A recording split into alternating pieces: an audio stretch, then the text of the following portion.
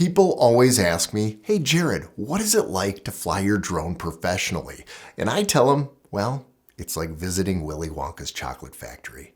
You get that golden ticket, you get to be there with a bunch of other people that fly drones, and you start flying your drone around that factory until your drone hits a tree and then crashes. And then one of those short dudes comes out, pops out his head, another one comes out, pops out his head, and then they start singing.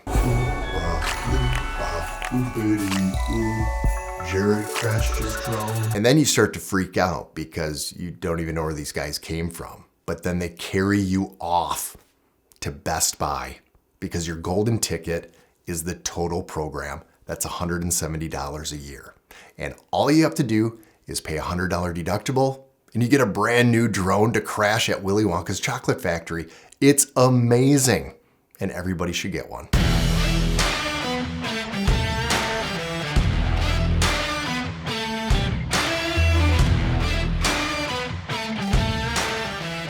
Hi, I'm Jared Hoyman and welcome back to the channel where today I am going to be unboxing my brand new drone because yes, I crashed my Mavic 3 and then I got the Mavic 3 Pro with only a small little premium upgrade. Not much at all because of the Best Buy Total program, which I recommend every single person who flies a drone should buy their drone from Best Buy. So we're gonna unbox it. I'm gonna show you a few images. Then we're gonna come back in here.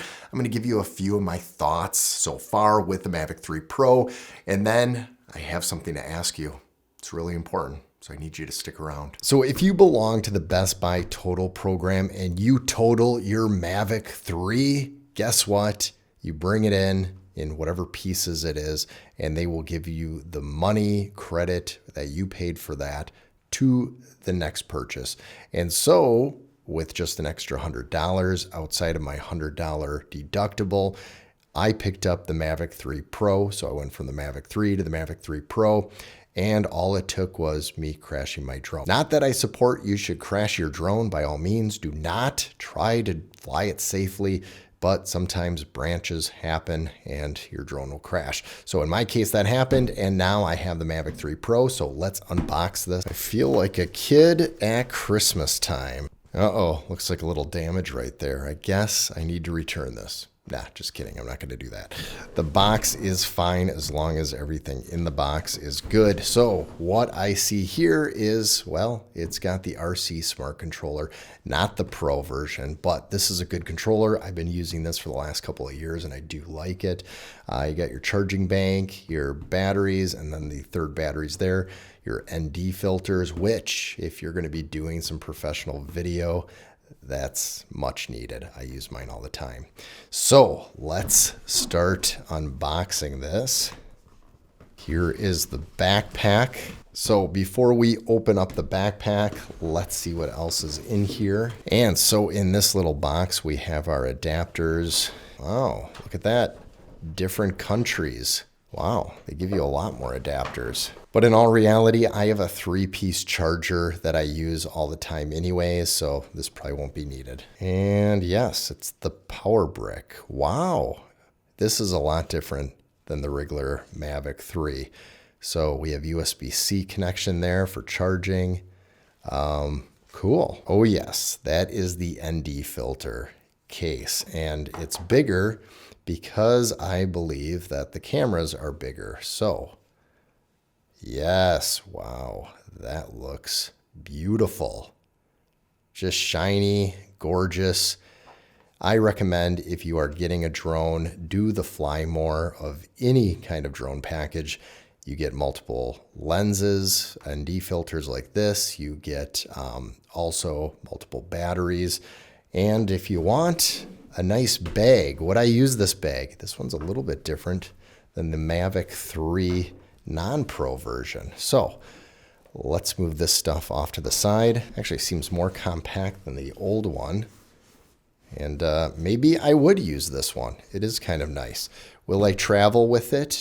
Probably not. I would just shove a drone in one of my bags. So first off, a ton of props, which if you're me, you'll need them because I obviously crashed my drone recently. One of the arms or legs, whatever you want to call it, bent completely, and Best Buy didn't want to repair it. They just wanted to give me the money to get this one, which I can't complain. USB-C, got your little rubber bands. Actually, I usually throw these things out, but then I realized with my headphones, I would love to just tie up the wires, and these rubber bands will probably come in handy. All right, so these are for the joystick, obviously. So these are either spares or these are the main ones. We're gonna find out in a second. And so this is actually where you'd put each battery right there. I have not used these in the past. I have them, I keep them just in case. But I got a big power bank below that charges 3 at a time really quickly, but maybe for on the go, this would be nice. Yep, they will need to be charged. So here is the RC controller. Do I sell one of these or do I keep both of them? Is it worth it? There, those sticks are on there, and you can see the spare ones on the back. And I do like this a lot. It is fun to use. Would the Pro be better? Yes. Do I want to spend over $1,000 for the controller? Not really. I am actually pleased with this.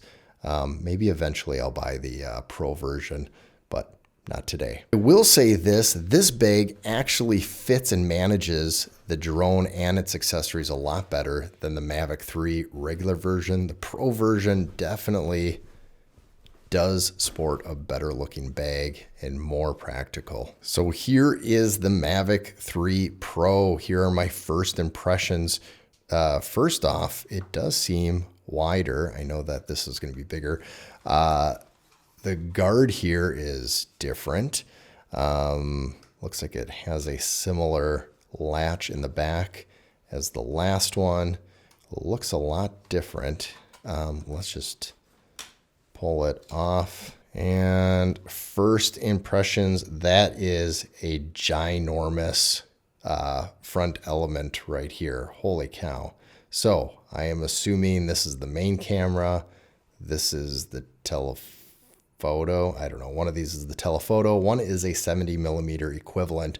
And the nice thing about the Mavic 3, the Mavic 3 Pro, the Mavic 3 Classic is it is a micro four thirds sensor, which is not as big as APS-C and especially not as big as 35mm, but it is a good size sensor, letting in a lot of light, giving you shallow depth of field and a cleaner image, which you can't complain. Now, I will tell you what happened when I crashed my drone today is this leg or arm, whatever you want to call it, actually bent upwards. So it was jacked up and it didn't shut all the way. It kind of just stopped right there.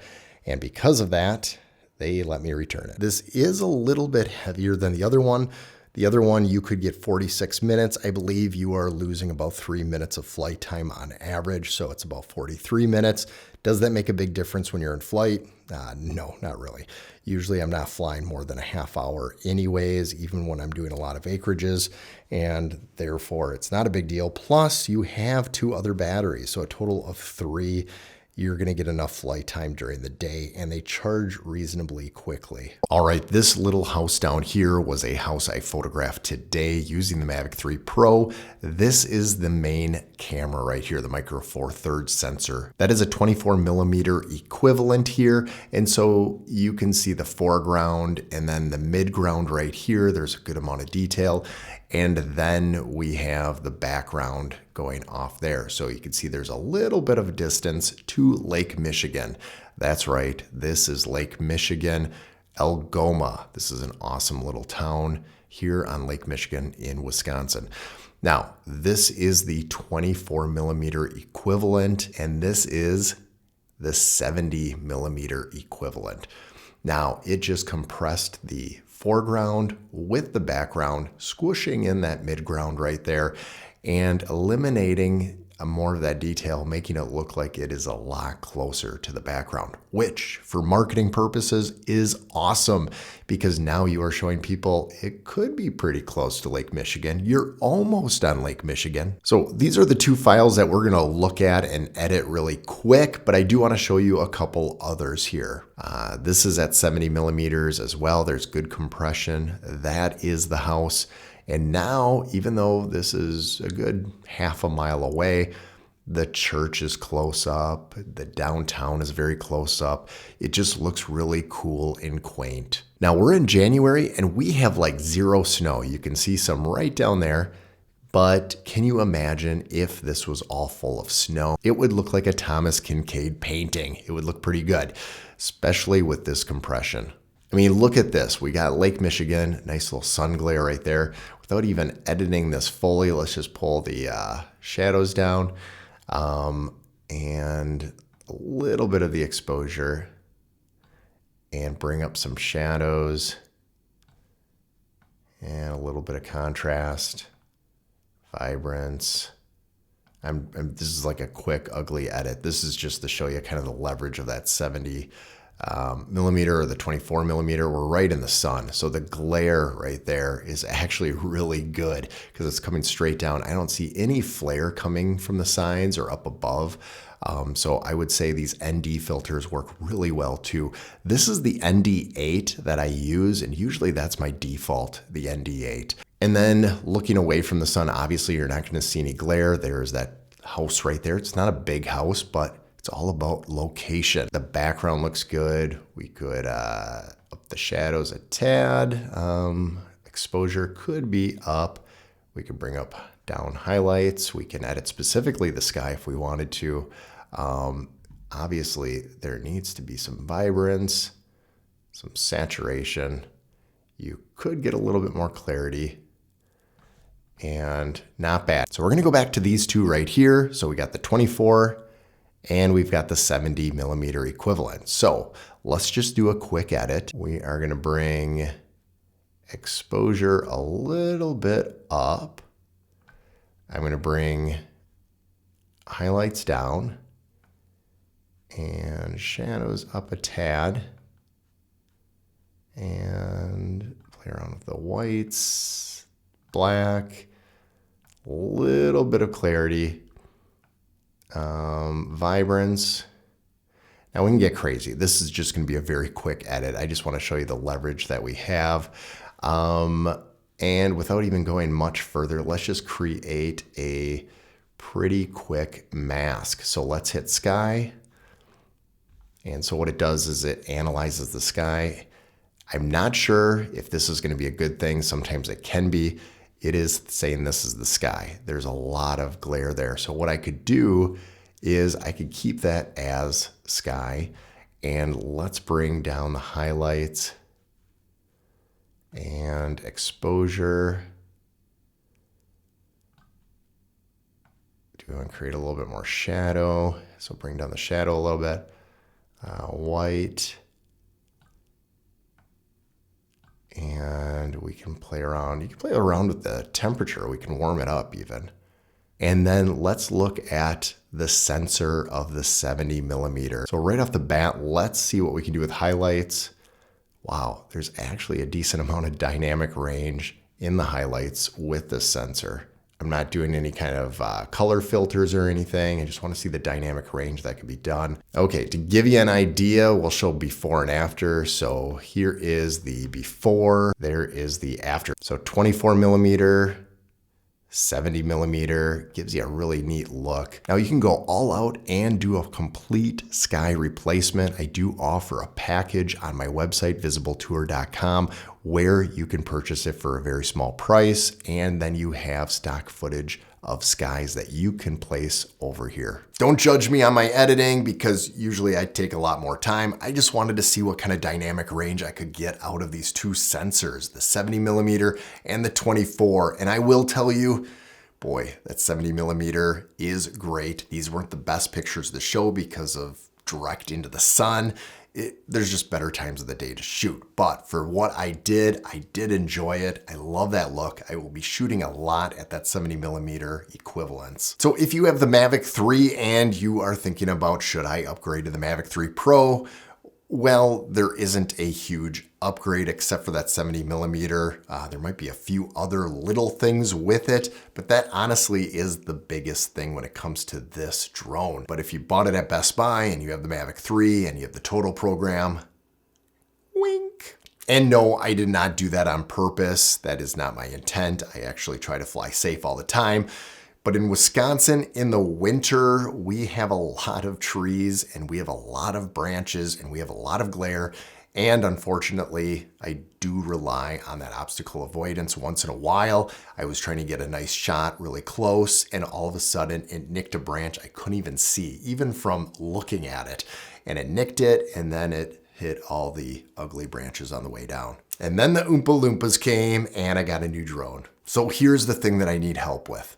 I am going on vacation in a couple of weeks with my family, and I've been looking forward to this for a long time, but I only want to take 2 lenses. I want to keep it light. I have the 14-35, I have the 70-200 f4. Those are the ones I was thinking of bringing, but there is that one that I do not own. And that is the 24-105. I owned the EF version 1 10 years ago, and I actually liked it. I enjoyed it. And now that I'm gonna be going on vacation, well, I kind of miss it. I don't really want to swap lenses. I just want to get those shots quickly, but I definitely want to bring the 70-200 with me because I can get those awesome narrow shots of the family and they're just memorable. So leave a comment below. Should I just bring the 14-35 and my 70-200, even though I'm gonna have to swap them more often because that 35 doesn't get much reach? Or do I buy the 24-105 f4 because it's been in the back of my mind for a long time because I loved the